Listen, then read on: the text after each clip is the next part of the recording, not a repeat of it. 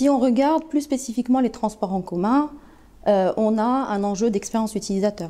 Aujourd'hui, l'expérience utilisateur n'est pas totalement optimale en termes que pour acheter ses billets, en termes d'expérience de voyage, en termes de nécessité d'avoir l'appoint, par exemple, dans les bus. Quand vous prenez les voyageurs occasionnels comme les touristes, c'est encore plus marqué parce que parfois, ils ne savent pas où acheter leur ticket, quel tarif prendre, comment gérer les correspondances, etc. Donc ça, c'est vraiment un gros enjeu. Il y a également un enjeu économique. Les villes et les opérateurs de transport un coût important de gestion de titres papier, un coût de gestion du cash, un coût de gestion des opérations avec des nombreux retards, alors dus à l'attente, mais pas que. Donc économiquement, opérationnellement, c'est pas optimal et en plus l'expérience utilisateur n'est pas parfaite.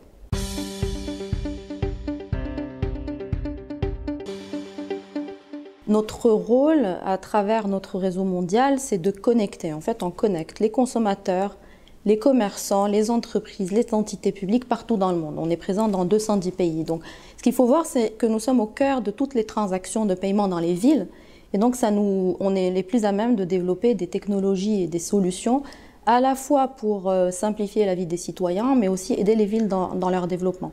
Donc, si on prend plus particulièrement le transport, nous avons développé des solutions qui permettent aux usagers d'avoir un moyen de paiement simple, efficace, totalement sécurisé. La carte de paiement sans contact, on en a plus de 2 milliards dans le monde. Dans 2 ans, elles seront toutes sans contact et le sans contact est rentré dans les usages du quotidien. Donc on l'utilise pour acheter sa baguette et son café. L'utiliser pour prendre des transports nous paraît être une évidence. Donc on regarde par exemple à Chartres, ça a été lancé cette semaine. Aujourd'hui, vous pouvez payer directement dans le bus avec votre carte de paiement sans contact. Il n'y a plus besoin de ticket papier, le titre de transport est dématérialisé dans la carte. Donc c'est quand même vraiment une révolution pour les usagers. Et en plus, on réduit les temps d'attente. Ça prend une seconde de payer par carte versus 15 secondes auprès du conducteur. Évidemment, pour les villes, c'est des bénéfices économiques très importants. On réduit les coûts de gestion dont j'ai parlé. Il y a un coût écologique, un impact écologique important. On réduit les titres papier, on décongestionne tout ça.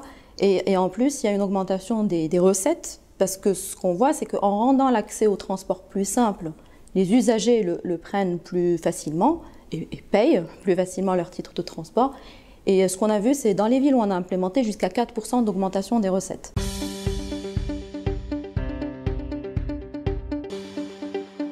Le transport est un des piliers clés de la ville, déjà aujourd'hui, donc encore plus demain.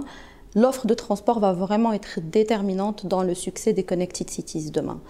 Il faut que cette offre soit suffisamment développée et attractive pour permettre la transition au transport en commun et remplacer progressivement la voiture. Ce qui veut dire des services plus innovants. Déjà des services, il faut que l'offre soit plus servicielle, plus innovante, des temps de trajet plus courts, des services plus fréquents. Globalement, une meilleure circulation des données et à terme, des transports qui sont complètement interconnectés entre eux.